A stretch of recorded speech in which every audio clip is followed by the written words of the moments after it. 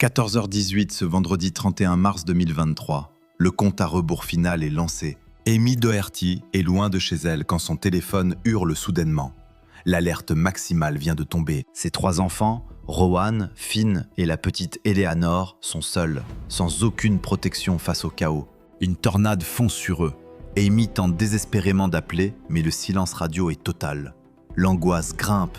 Dans quelques minutes à peine, leur foyer ne sera plus qu'un lointain souvenir. L'un d'eux devra ramper hors des décombres pour arracher les autres à une mort certaine. Mais le cauchemar de Little Rock n'est que le sinistre prélude. En 36 heures, 146 tornades vont dévaster 16 États. Un véritable déchaînement des enfers. 26 morts, plus de 200 blessés. Des communautés entières sont tout simplement rayées de la carte. Voici le récit du 31 mars au 1er avril 2023. L'apocalypse climatique, la 3e plus grande éruption de tornades de toute l'histoire des États-Unis. Le jour où les experts ont vu la catastrophe arriver, impuissants face à cette colère de la nature. 5 jours avant le drame, le 27 mars 2023, les premiers signes apparaissent. À Chicago, les météorologues repèrent une anomalie inquiétante sur leur modèle. Quelque chose ne va pas. Un schéma, une configuration, un signe funeste qui les force à s'arrêter net. Le danger approche. Le 29 mars, l'alerte tombe. Un risque accru de météo sévère plane sur le pays. La tension monte. Iowa, Illinois, Missouri, Arkansas. Tous sont désormais dans la ligne de mire. Personne n'est à l'abri. Les modèles s'affolent. Un spectacle pour les chasseurs d'orage, mais une condamnation pour les habitants. 30 mars. À la veille du chaos, le niveau de risque devient modéré. Le piège se referme. 15% de probabilité de tornade majeure. 2 régions sont déjà condamnées à l'impact. Partout dans le Midwest, les services d'urgence retiennent leur souffle. Le combat pour la survie commence. Puis vint l'aube fatidique du 31 mars 2023. 11h30. Le centre de prédiction prend une décision historique et terrifiante face à l'urgence absolue. 2 zones de risque élevées sont décrétées. Le niveau ultime. Le signal d'une destruction totale, imminente. La première zone englobe le sud-est de l'Iowa et le nord-ouest de l'Illinois. La seconde s'étend de l'Arkansas au Mississippi. Le front de bataille est immense et menaçant. De telles alertes rouges sont d'une rareté absolue dans l'histoire, la dernière remontée à 2 ans. Aujourd'hui, la menace est doublée, le destin frappe à la porte. 2 zones critiques le même jour, un scénario de guerre contre les cieux sans aucun précédent. Andrew Lyons, prévisionniste expert, décrira plus tard la vision d'horreur qu'ils avaient sous les yeux. Il dira « Nous sentions ce crescendo monter toute la semaine. Tous les paramètres étaient réunis. Chaque indicateur pointait vers un désastre total. La machine infernale était désormais lancée à pleine puissance. Ce matin-là, chaque pièce du puzzle s'est mise en place avec une précision chirurgicale et effrayante. Un cyclone surpuissant naissait sur le Nebraska, traquant sa proie vers le nord-est. Un prédateur atmosphérique. L'humidité grimpait en flèche, envahissant le nord. L'air devenait lourd, chargé d'une énergie électrique instable. 18 degrés Celsius en plein après-midi. Une chaleur anormale, presque étouffante, annonciatrice de la tempête. Cette moiteur venue du golfe du Mexique était poussée par des vents violents en haute altitude. Des rafales de 100 km/h forgeaient le moteur de la destruction. Le monstre respirait enfin. Au-dessus, le jet stream hurlait. Des vents dépassant les 180 km/h déchiraient le ciel sombre. L'instabilité était totale. L'énergie disponible pour les orages atteignait des sommets de puissance terrifiants. 2500 joules par kilogramme. De quoi alimenter un brasier céleste sans aucun précédent. Ajoutez à cela un cisaillement extrême et une rotation de l'air totalement hors de contrôle. Les valeurs de l'hélicité explosaient littéralement tous les compteurs de survie humaine. C'était l'environnement parfait pour engendrer des tornades d'une violence absolue. L'indice de menace tornadique a explosé, atteignant des scores de 4 à 6 dans les zones critiques. Pour bien comprendre, tout chiffre dépassant 1 signale déjà un potentiel destructeur imminent. Entre 4 et 6, nous entrons dans la catégorie des tornades d'une violence hors norme. Suite à l'alerte de risque élevé, 2 veilles météo pour situations particulièrement dangereuses ont été décrétées. La veille numéro 93 visait l'est de l'Arkansas, avec une probabilité de 90 à 95%. Le risque de tornades multiples et violentes frôlait les 90% de certitude. De tels chiffres sont rarissimes. Le langage utilisé par les experts était d'une froideur terrifiante. Le message était clair. Nous faisions face à une situation d'un danger absolu. Plus de 28 millions d'âmes étaient sous surveillance ce jour-là. L'atmosphère était chargée d'une tension électrique. Tous les éléments étaient réunis. Désormais, ce n'était plus qu'une question de temps. À 14h18, la première monstrueuse spirale a touché terre à quelques kilomètres de Little Rock. En quelques minutes, elle est devenue une tornade de catégorie 3, déchaînant des vents de 265 km/h. À ce moment précis, les 3 enfants d'Amy Dirt se retrouvaient seuls à la maison. La mère tentait désespérément de les joindre, tandis que le monstre de vent fondait sur eux. Elle racontera plus tard l'horreur de se savoir loin d'eux pendant le chaos.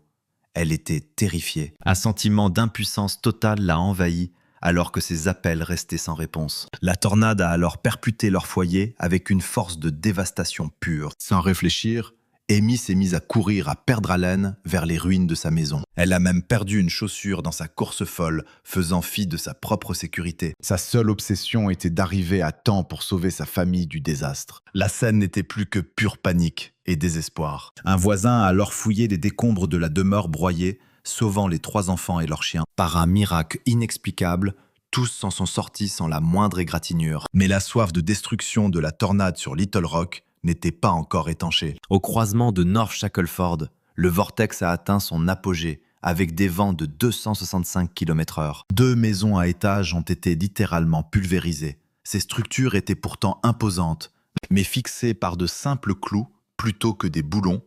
Elle n'avait aucune chance contre cette puissance. La caserne de pompiers numéro 9 a été frappée de plein fouet et totalement rasée. Le capitaine Ben Hammond était alors en service lors de l'impact. Il s'est souvenu plus tard de cet effet de surprise totale, le monstre ayant surgi sans prévenir. La sidération était totale.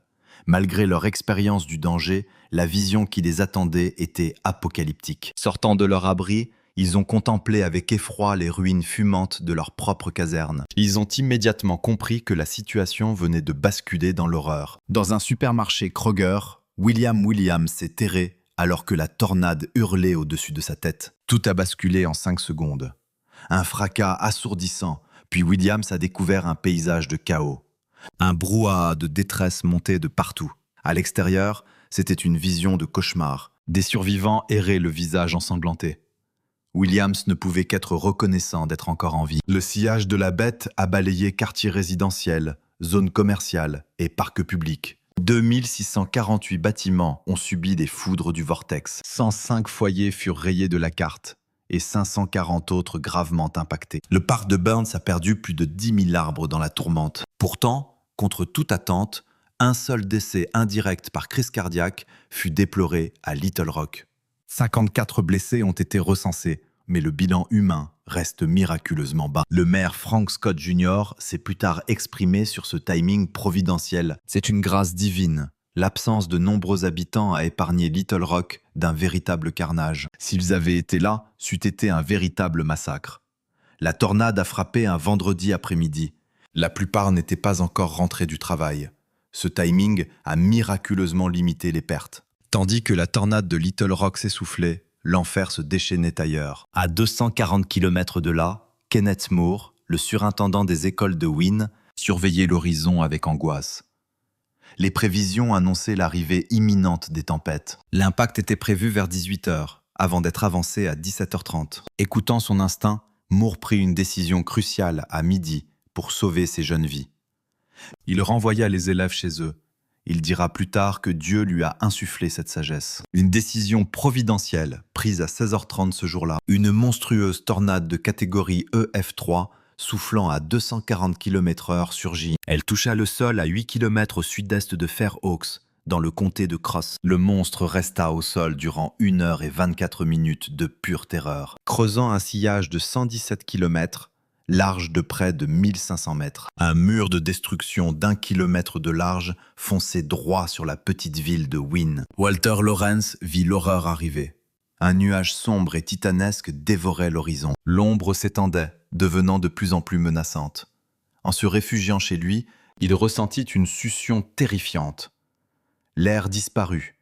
laissant place à un silence de mort. Puis la tornade le projeta violemment contre le mur avant qu'il ne puisse réagir. J.W. Spencer, 88 ans, n'avait jamais affronté une telle fureur de sa vie. Face au monstre, Spencer se souvint soudain d'un conseil vital vu à la télévision. Pour équilibrer la pression, il ouvrit une fenêtre et la porte arrière en urgence. Avec sa femme, ils s'abritèrent dans la baignoire sous une pile de couvertures. Ils ont tenu bon au milieu du vacarme assourdissant et des débris volants. Le silence revint. Ils étaient saufs. Mais le destin fut plus cruel pour d'autres. Ariana Williams, 21 ans, était en appel vidéo avec sa mère, Melissa Pounds. C'était juste avant l'impact. Melissa se souvient des derniers mots d'Ariana, décrivant l'obscurité totale alors qu'elle s'abritait sous un arbre. Plus elle rentra.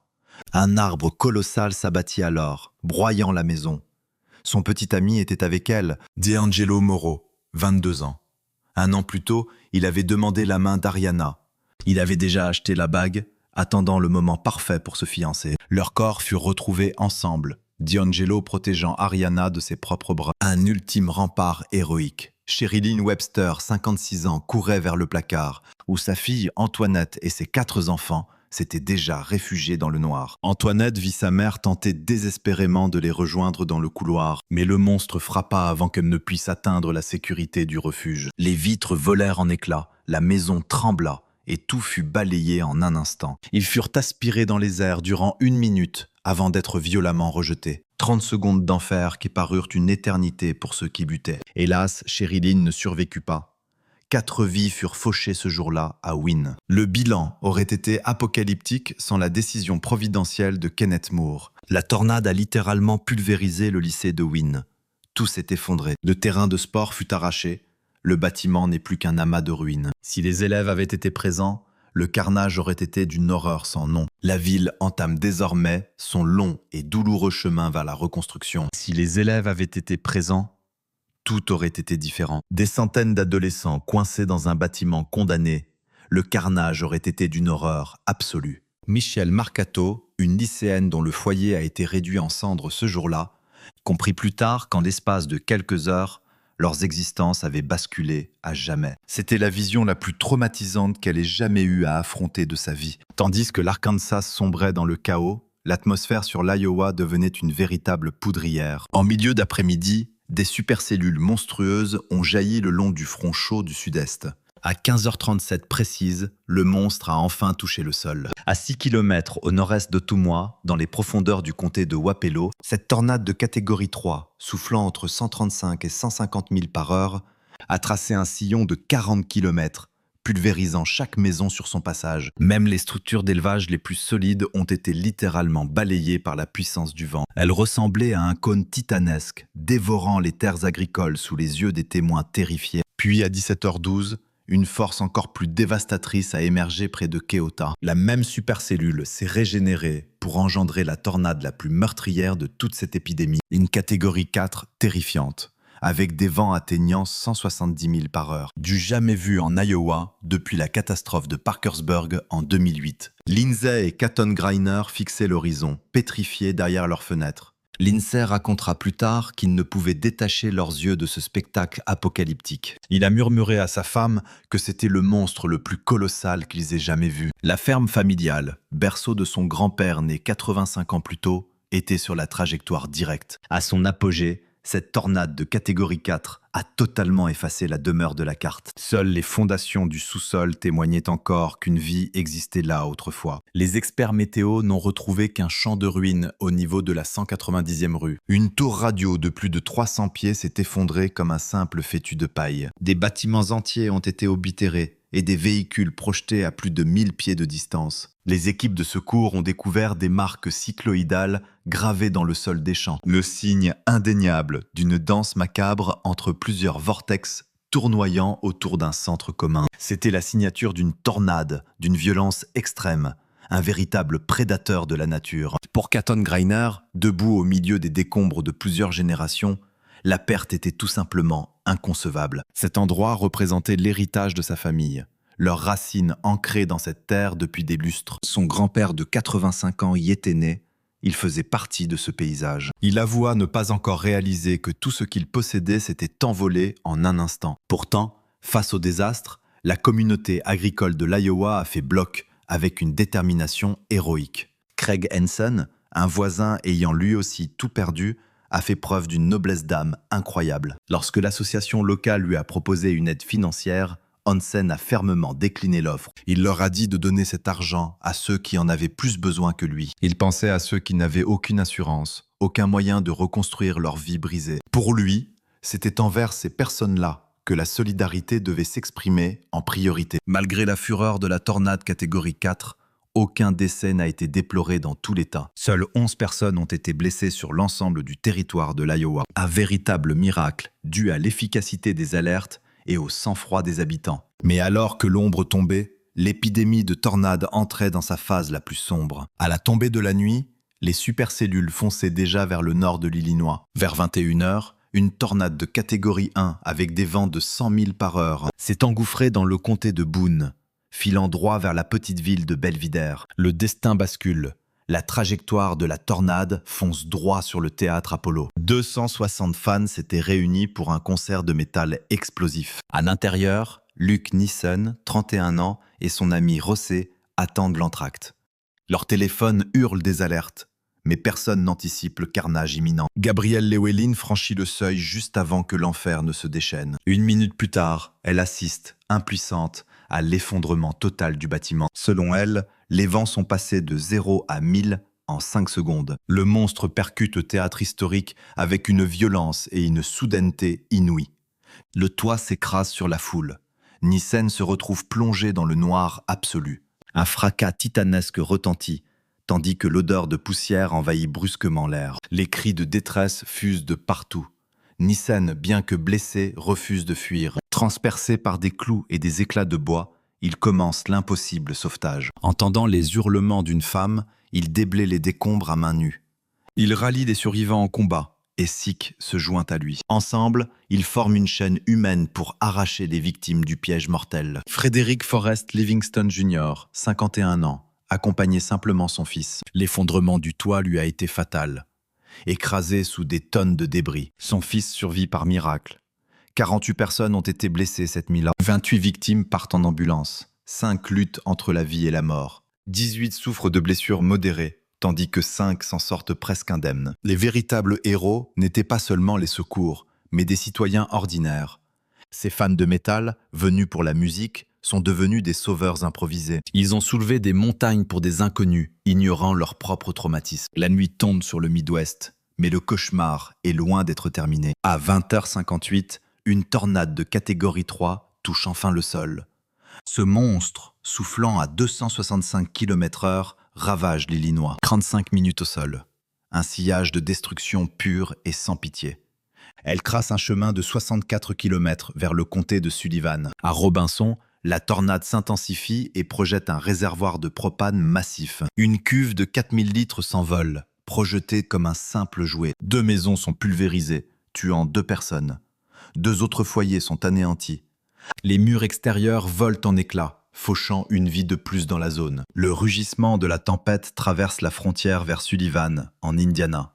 Jim Pearl, directeur des urgences, observe le désastre, impuissant depuis la Floride. Il appelle sa femme Robin, 45 minutes avant le choc fatal. « Robin, cache-toi vite, on n'a pas de sous-sol !» L'angoisse est totale. Alors que le monstre approche, Pearl reste en ligne, le cœur brisé. « Jim, je t'aime !» pleurait-elle au téléphone. Des adieux qui semblent définitifs. La maison se désintègre. Mais leur fils intervient héroïquement pour sauver Robin. À distance, Pearl dirige les secours, pendant que les siens frôlent la mort. Il coordonne la réponse dans un comté où 240 maisons gisent. 3 vies sont fauchées à Sullivan, dont 2 dans une maison modulaire. Susan Kay Horton, 61 ans, et son fils Thomas, 38 ans. Leur maison a été projetée sur 200 mètres avant d'être totalement broyée. Shane Stephen Goodman, 47 ans, rejoint aussi les rangs des disparus. De nombreuses demeures furent arrachées de leurs fondations et pulvérisées. Le hall VFW fut oblitéré. Des arbres furent tranchés à 10 mètres du sol. Un véhicule fut projeté à 100 mètres. Le maire Lamb constata l'horreur absolue. Le paysage ressemblait désormais à une véritable zone de guerre. Pourtant, le monstre le plus meurtrier de la nuit n'était pas encore né. Le 31 mars, à 23h04, Une supercellule surgit dans le Tennessee. Elle allait engendrer la traque la plus longue et fatale de cette éruption. Ce titan EF3, au vent de 250 km/h, frappa. Il toucha terre à 8 km au sud-sud-est de Hornsby, comté de Hardman. Durant 1h33, il déchira le sol sur 138 km. Traversant 5 comtés, il s'éteignit enfin le 1er avril à minuit 37. Dissimulée par la pluie, la bête était totalement invisible dans les ténèbres. Patricia Davidson et son mari tentèrent de s'abriter dans leur salle de bain. Patricia confia plus tard « J'ignore pourquoi j'ai survécu, mais Dieu a un plan. Des vents de 228 km/h m'ont jeté à genoux. Ils m'ont soulevé puis reposé là. L'émotion me submerge encore en l'évoquant. Patricia fut littéralement aspirée par les vents avant d'être redéposée au sol. Une expérience défiant toute logique, un miracle au cœur du chaos. Mike Garcia et son fils se précipitèrent dans le couloir dès l'impact. Garcia raconte « L'alerte a hurlé. Nous avons couru vers le centre de la maison. Le choc fut atroce. Tout fut projeté à plus de 600 mètres. La maison, le camion, tout disparut dans un tourbillon de destruction. Les Garcia vivaient près de Lisa et Charles Cook, qui n'eurent aucune chance. Les secouristes retrouvèrent les corps des Cook, unis jusque dans les décombres. Sur Rose Creek Road, un mobil-home fut broyé, tuant ses 4 occupants. Maria et William Avila périrent avec Myra Correa et Alan Littlefield. All Stage Road fut dévasté. Plusieurs foyers furent rayés de la carte. 4 autres vies furent fauchées, dont Raymond et Nancy gagnèrent. Au total, 9 femmes périrent ici, le plus lourd tribut de cette nuit. Ce drame illustre le danger terrifiant des prédateurs climatiques nocturnes. Personne ne l'a vu venir. La plupart dormaient d'un sommeil profond. Alerter la population en pleine nuit fut un combat contre la montre perdue. À l'aube du 1er avril, le cauchemar était loin d'être terminé. 146 tornades confirmées ont ravagé 16 États en 36 heures. 26 morts et plus de 218 blessés. Un bilan tragique. 5 milliards 400 millions de dollars de dégâts. Un record historique sombre. Mais les chiffres ne racontent pas toute la souffrance de ces survivants. Un voisin héroïque a sauvé les enfants d'Amy Doherty en creusant les ruines. Une fois le calme revenu, Amy a partagé son immense émotion. « J'ai ressenti une gratitude infinie d'être en vie, malgré la perte de tout. Puis, une question a surgi dans le vide. Et maintenant ? Que faire ? L'instinct de Kenneth Moore a sauvé des centaines d'étudiants ce jour-là. Le lycée de Wynne fut littéralement pulvérisé quelques instants plus tard. Sans cette évacuation, nous aurions assisté à une catastrophe humaine sans précédent. Aujourd'hui, la communauté se reconstruit avec courage, pierre par pierre, sur les ruines. J.W. Spencer, âgé de 88 ans, a survécu à sa première tornade en se terrant sous des couvertures dans sa baignoire. Un savoir vital. Luke Neeson et Joe Sick ont extrait des victimes des décombres de l'Apollo. Malgré leurs blessures, ces spectateurs sont devenus des héros au milieu du chaos. Le fils de Jim Purtle a sauvé sa mère des ruines de leur foyer, alors que son père coordonnait les secours d'urgence depuis la Floride. Une famille séparée par la distance, mais unie face à la catastrophe. Ce déchaînement a prouvé la puissance de la météorologie moderne. Malgré la menace mortelle des tornades détectées 5 jours à l'avance, les alertes de danger extrême étaient précises et sont arrivées à temps. Ces précieuses minutes ont sauvé des vies.